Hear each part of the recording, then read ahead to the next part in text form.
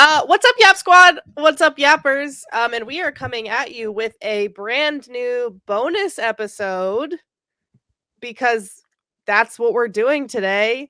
Every once in a while, we're gonna give out a little bit of bonus content because we love Star Wars and other fandom things. And if there is something new that we want to talk about and do a little review and recap, we're going to do that. And today we are going to be talking all about Tales of the Empire, the little mini series that released on May 4th on Disney Plus. This is probably when this releases, it'll be a couple weeks after, so it'll give you some time to watch it if you haven't. And there will be spoilers involved, and we're going to talk all about what we thought. And yeah, we've got a wonderful special guest. We just had an amazing conversation with Liv on our main episode. So if you haven't watched that or listened to it yet, please check that out. We talked all about Star Wars animation and cosplay and all the really cool stuff that Liv does. So check it out. But let's get into Tales of the Empire. So it released on May 4th. There are 6 episodes. It's a 6-part miniseries featuring 2 female antagonists, I would describe them as, that we've seen in other Star Wars media. Morgan Elsbeth of Mandalorian and Ahsoka fame in the live-action series, as well as Barriss Offee, who is a character that we haven't actually seen in quite a while. The last time we saw her was season 5 of The Clone Wars, and we are finally catching up with what she has been up to. So the first thing that I wanted to ask you all is, when did you watch it? Did you watch it right as it came out? Did you watch it all at once? Who did you watch it with? I'm curious because I watched it with Sawyer. We watched it all over May 4th weekend when we were at Fan Expo in Philadelphia. So that was really cool to watch it with a bunch of other Star Wars fans. I watched it, I think, on the 5th or the 6th. I think it was the night of the 5th. Mhm. I watched it, and I just kind of had like a self-care night and watched all the episodes at once. That sounds lovely. That sounds very nice. Yeah, we watched all of the episodes as well because they are really short. They're all like maybe 10, 11, 12 minutes each. So you can get through it really quickly. Yeah, so these episodes focused on Morgan Elsbeth for the first 3 and then Barriss Offee for the second 3. And I wanted to before we kind of talk more about spoilers and what happens and whatever, I wanted to kind of talk about why do we think that they chose to focus on these 2 characters for this specific project. I really think that they are 2 characters that kind of were in similar situations. Their whole world fell apart in front of them, and they were sent down a path involving the Empire at these 2 different time periods, and they both had a choice to make. Were they going to continue with this? Were they going to delve more into what the Empire does and try and gain power off of it? Or are they going to realize what was actually happening and strive to make a difference in their life? And it was so interesting seeing, of course, Morgan, we know how her story ends, that she dies, and now getting to fill in the gaps of seeing how her whole life basically was destroyed in front of her, and she had the choice to make. Was she going to do something good with her life, or was she going to feed into this power? And she did, and they showed her becoming this tyrant to this planet. And then you have Barriss, who was thrown into the Inquisitors, and she thought that's what was the right path for a while, and then ultimately she had a change of heart and realized this is bad, this is really bad, and flipped her whole life around. Yeah, absolutely. I think that's a really great connection that you've made there, that they are 2 characters, 2 women, 2 very strong, powerful women that were thrown into very similar situations with the Empire, and unique situations, right? Because in a lot of the story that we're so familiar with is the Force sensitive, the powerful people that were persecuted and hunted after the Empire rose to power. But these are 2 women in very specific circumstances. Morgan was hunted as a Night Sister, but she managed to escape. And Barriss, interestingly, because of her brief dance with the dark side in the Clone Wars, was granted what the Empire presented as a second lease on life, but in reality it turned out to be something much more sinister. So I think and Tales of the Empire was a surprise. None of us were expecting it. It was announced very suddenly, and to all of our enthusiasm, because especially with Barriss, we've wanted to know what happened to her story for a really, really long time now. And so I think that's just the beauty of these Tales series. We've gotten to see these intimate looks at these beloved characters in a completely different setting and a different light, and provide so much more context to the things that they've been through in their lives, because so much is going on in the world of Star Wars at all times. So this really gives the opportunity for us to take a more detailed look into some of these characters, because that's the beauty of Star Wars. Almost every single character has so much, well, not almost, every single character in Star Wars has a backstory. And I think this is Tales is, and I hope they do more. I'm speaking in the present as though they have already announced more. It's very similar to the From a Certain Point of View books. Yes, it really is. I hope that we get more of those, and I hope we get more of Tales, because these deep dives are, they feed us well. They really do. Yeah, I just think back to Tales of the Jedi. Like, of course, we had the incredible Ahsoka storyline, but I would have never thought that I'd be so interested in Count Dooku of all the characters. Suddenly, I'm so invested in his story, and getting to see, of course, Yaddle and Mace and all the supporting characters in there, and getting more of their story was just incredible to see. Yeah, I think it's really cool that we get, when we were introduced to Morgan Elsbeth, we kind of show it's the middle of her story, and then in Ahsoka we get to follow up with the end of her story, and then with Barriss Offee we got to see kind of her origin, where she came from, that she's, a Jedi Padawan. And then it was that when the Clone Wars was abruptly canceled, we never got a follow-up. So she has been a character that a lot of people have been asking to follow up with. Did she become an Inquisitor? Did she die in Order 66? Like, what is going to happen to her?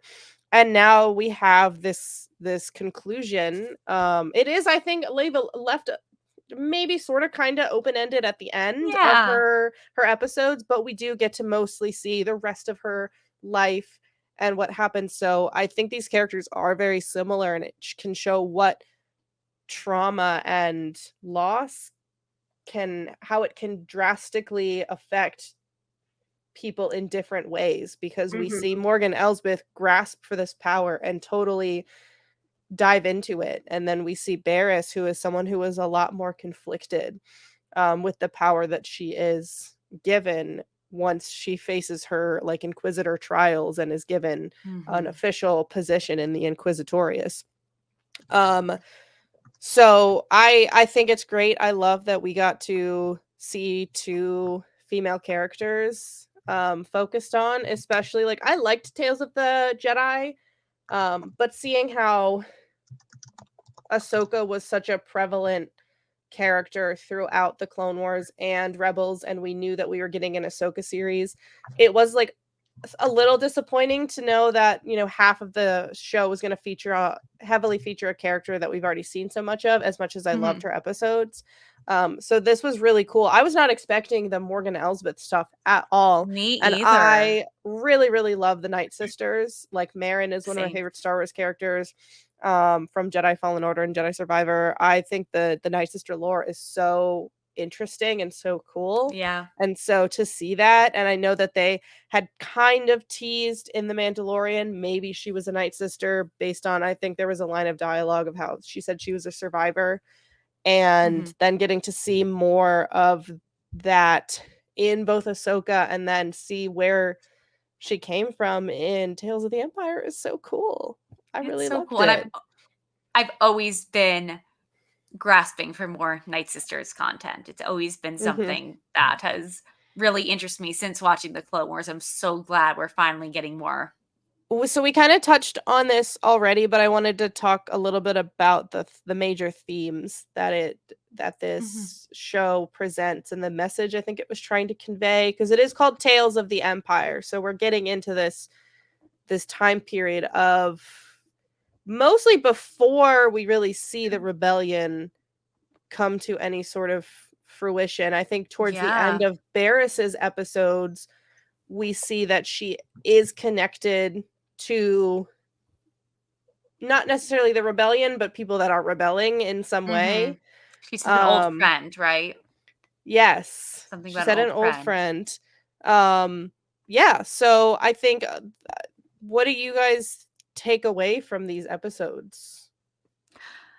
I really think from the Barris episodes, especially redemption, finding the balance between the light and the dark. I think it was one of my favorite parts is getting to see the fourth sister, who was basically just few scene side character in Obi-Wan. I wasn't expecting her to have such a big role, and seeing her and the third episode threw me for a complete loop, because really in the second Barris episode, I thought that Lynn died.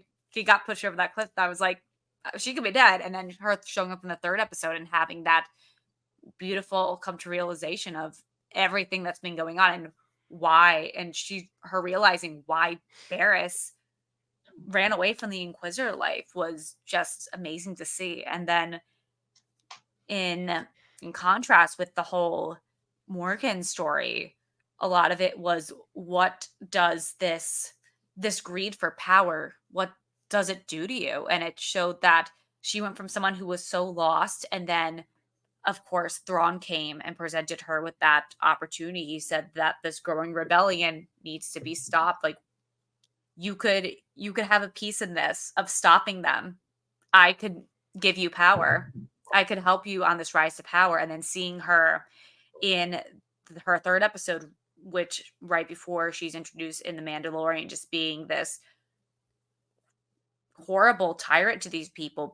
They basically don't know what's going on in the outside world. They don't know there's a new republic. Just showing how she took a hold of that darkness and the greed and everything that she was presented, and she has no remorse for it. Absolutely. I really, I could speak to both of those points. I was going to mention Lynn as well, the fourth sister, and it was so amazing. It's the same actress, I believe, who voiced her, who played her in Obi-Wan, which is amazing.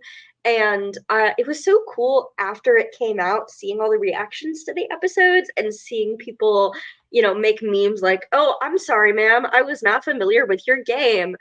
And that's just what makes these episodes so amazing. But that story in particular, and episode 3 of Barris's arc, first of all, I would like to believe that Barris's time in prison gave her a lot of opportunity to reflect.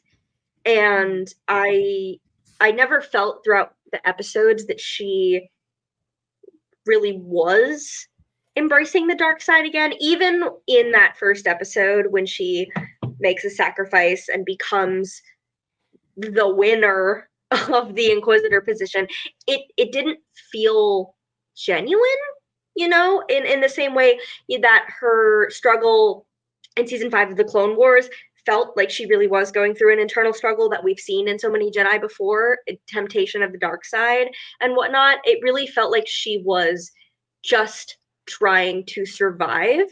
And I think that theme is definitely played into Morgan Elsbeth's stories as well, because she's just trying to survive, and that's the start of her arc, but she tries to survive in a very different way.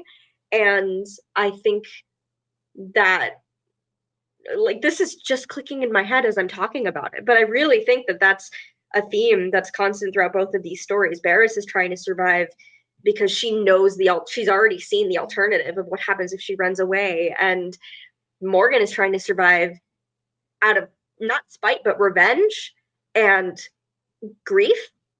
And watching these two stories play out in very, very different circumstances, watching Morgan embrace tyranny as a way to protect herself is in comparison to Varys, who stays true to her values and becomes a healer, not to protect herself but to protect others. It's very, very poetic, very insightful. I love that line in the last episode with Morgan where she says, "My world has been burning since I was a child. Why should this one be any different?" I got chills. I was like, "Oh." Yeah. As it really, I think it speaks to that point of the different ways in which these two characters chose survival and how. I think Morgan Elsbeth, said, I have been to that place where I have nothing. I will never go back. I will never be there again. And up until the end, I think, tying it into her arc in Ahsoka, she does, I think, what she set out to do, because even in the end, she doesn't make it. But, her whole thing was this revenge for what happened to her and her people and Dathomir. Like one of her very last lines that she says in Ahsoka is for Dathomir. And, obviously it doesn't excuse these terrible things that she's done, but at least we can understand her thought process or why she chose to do these things. And then you have someone like Barriss who came from this organization with the Jedi who is, they're supposed to be compassionate and, helpful to others. And she could see through the corruption that a lot of others did not see until it was too late. Did she go about it in the right ways to try to display that? Maybe not. But I do think she did have time to reflect while she was imprisoned, because, I was expecting, I don't know what I was expecting, but I felt like I expected her to be angrier. When we see a lot of the other inquisitors in these stories that we've seen, we see how angry they are, and that's why they're inquisitors now, is because they, either the Grand Inquisitor or Vader or Palpatine, whoever, saw something in them that knew that they had potential for the dark side. And I think it's really beautiful that Barriss was able to break through that corruption and realize this is not who I am. Maybe I don't agree with the Jedi. Maybe some of the things that I was seeing and that people were saying about them were true, but that doesn't take away from my need or desire to be a compassionate person. And so to see her, throw the Inquisitor helmet away almost as soon as she got it, and then go on to live a very passive life of helping people. I don't think it was explicitly stated that she was part of the path, but I love that was a tie-in with Obi-Wan Kenobi and Jedi Survivor. That's, at least to me, that's what it seemed like when they were talking about the child that they were helping and the family. So that's I mean, the Jedi games are some of my favorite things. So anytime there's any kind of connection to those, it makes me very happy. But does anyone have any other favorite moments in the episodes they'd like to talk about? I liked I was joking with a friend saying that the Morgan episodes especially were like the Rebels, or the Barriss ones as well, because the Inquisitor are in it, the Rebels villains reunion. Yes. So oh my god. It was my least favorite Rebels character is Rook, so seeing him was like a jump scare. I hate that motherfucker. I hate that motherfucker, but did I get so excited seeing him on the screen? Yeah, I was like, there's my guy. I hate him so much, but I'm so glad he's here right now. But I love getting hopped behind them like a little gremlin, and I was like, what the fuck is going on? Like, you can never get rid of him. He's always just gonna appear somewhere. But it was really like the Rebels villains reunion, and I love that. I love seeing more of the Inquisitors, and of course Thrawn, his little cameo. Love seeing that blue man. Yep. But I didn't really love getting to see more of the Inquisitors, like I already said, the fourth sister, and it was cool that like after all this years of speculation, people being like, oh, what if Barriss was an Inquisitor? And then it happened. And I do love that she wasn't an Inquisitor for very long. She left, she got out of there. So it was really cool to see that. Also, I did love the little Bo-Katan cameo. Oh, yes. That I got me so excited. What? I saw that on Twitter, someone mentioning it. Where was she? So, it's a voice cameo. So, at the end of the third Morgan episode, what's his name? I always forget his name. The guy who she was a Mando too, but they have the comm and they break the comm when someone starts talking. So he has the comm in his hand and then he drops it and someone says, "Who is this? Like, what's going on?" It's Bo-Katan. You know what? I think when we were all watching it as a group, our subtitles kept turning off. So that must have been when because I saw that the other day. I was like, wait, where was Bo-Katan? Okay, now I need to go back and watch it. It says in the subtitle, it says Bo-Katan, but I didn't even have to look at it. I recognized the voice right away. I was like, Katie Sackhoff, there you are. I love that tie-in. Girl. I love that tie-in with the Mandalorian. Like, obviously now that is how Ahsoka knows to go to Corvus. And that has been my big question all along is like, what were Bo-Katan and Ahsoka doing? How did Bo-Katan know that Ahsoka was on Corvus? And that's something I'd like to see as well in some medium is seeing like obviously Ahsoka and Bo were working together doing something at some point or had some point of contact. Yeah, I would love to see that. Yeah. That'd be a good Tales little thing to do. Yeah. Oh, yeah, maybe. Yeah. Lots of opportunities there. But yeah, I mean, I'm gonna have to go back and watch because I totally missed that. But yeah, for me, I think the mirror cave at the end of Barris's was for me. It was very atmospheric. It reminded me of some scenes in The Mandalorian, but also some scenes in the Jedi games. And more than that, I think what they are doing, what Star Wars is doing with these Inquisitor stories, I just want more of them. I think that they all have had their own unique journey, and they have done a really great job of representing the different ways in which Order 66, because almost all the Inquisitors, if not all of them, were basically children when Order 66 happened. And we've had the opportunity to see all these different Inquisitors take a different approach to it. You know, Reva did it for revenge, and Trilla did it for grief and overwhelming regret and also shame over her master. And then we have Lynn. Would love to see where she goes with things, the fourth sister. And then we have Iskat from why am I spacing on the name? Rise of the Red Blade. Yes, Rise of the Red Blade. Amazing book by Delilah S. Dawson, and such a fascinating character. And so yeah, I think that's my favorite. And the ending specifically of Barris's story, which was sad, but also provided a new stroke of hope for the fourth sister, it was peak Star Wars. Can I say that? It was just it was peak Star Wars. Those stories are what I love the most about this universe. Me too.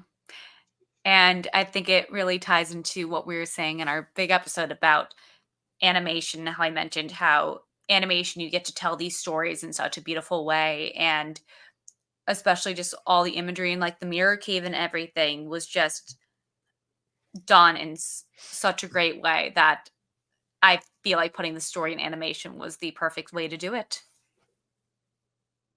It was so good. I am so hoping to see more. If they were to come out with more episodes in this style, what would you all want to see? I think we mentioned earlier Tales of the Rebellion. So if we got that, what characters would you want to see? And any other kind of themes or eras where you would want to see Tales of the blank? Yes, I have two specific ones. One is the Tales of the Rebellion. Have we watched Bad Batch finale? Do we know what happens? Yes. We do. Yes. Okay, so I'll say I want to see Hera and Omega working together in the Rebellion. I want to see them being pilot besties. It'll make my heart so happy. And I would love to see, so like with like the three episode format, I'd love to see a first 3 with Hera and Omega working together. And then I'd love to see something with Leia, Luke, and Han. Ooh. Working with maybe some other character, whether it be Hera, Omega, whoever else in that time period. I think that would be a really cool story to tell. I would also love to see something pre The Force Awakens with Kylo Ren and the Knights of Ren. That is one of the number one stories that I want to see in some medium. And I feel like that is a great way to do it. It could be like half it be Kylo, Knights of Ren, half it be like Luke, Jedi Academy, something else along those lines in that period. Maybe just like with the whole downfall of the New Republic as well. I think that'd be an awesome story to tell. Hey, if it means we could get some new Ben Solo content, I'm always praying for more Ben Solo content. I feel like at this point, the only Ben Solo content we would be getting new, like, would be animated. Careful, Brooke. Right. Would be. I know. I'm being careful. Listen, I wanted Ben Solo to live as much as the next girly, but it's fine. I don't need him to come back to life or anything, you know? I know. I would love to see more of Ben Solo pre Kylo Ren. So I would love to see like Tales of the First Order. I would love to see like Adam Driver come back and voice him. Yes. That would be so good. Tales of Kylo Ren, Adam Driver, please come back. Yeah, and I know like we got the Kylo Ren comic, but if they could adapt that into animation, chef's kiss. It would be so good. Chef's kiss. I'm gonna say 2 things as well. I would like that, all of that, everything that was already said, but I would like Tales of the Resistance in general, or just Tales of, give me something about Poe growing up. Give me something about Finn's backstory. Give me Janna. Let's see more of Janna. Let's see how Janna, she ended up. Janna. Rose Tico would be good Rose too. Tico, absolutely. Like all of those people deserve their own movies, really. But I think Poe's parents as well. Yes. Like I want to see that story adapted into animation. I love the Dameron family history.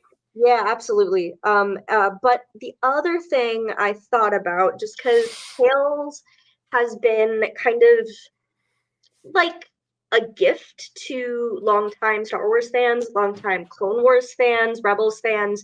I would venture a guess that most Tales audiences are adults. And if not that, then adults and then their young children that they're introducing to Star Wars. And because of that, I think that all of the Tales stories that we've already received, both Jedi and Empire, are darker in nature. And for that reason, give me Tales of the High Republic. And give me some nasty, gruesome stories that we already know are happening. But give me the Path of the Open Hand. Give me the Nihil tales. Give me a terrible, misfortunate ending to a Jedi in the High Republic era. Like I would eat that up. Give me some animated Kiev Trennis. Like, I feel like this show, the Tales series, it reads to me very much like a comic because it is short form and it goes through it's a more of a consolidated story of characters, and so I think it would work really well to adapt maybe some of the comic book characters. Give me oh my god, why am I blanking on her name?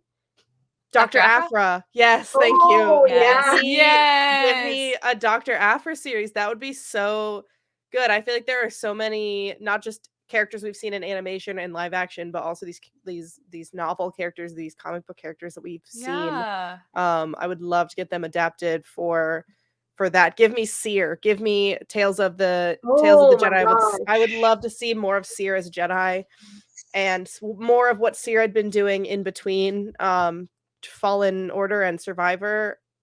So good. Yeah, that's my pick. Yeah, or you mentioned Kiev. Like I could totally see an episode that's like young Keeve and Skier. That, oh my god, that would be amazing. Like, yeah. Oof. So many ideas. Lucasfilm. Listen to us.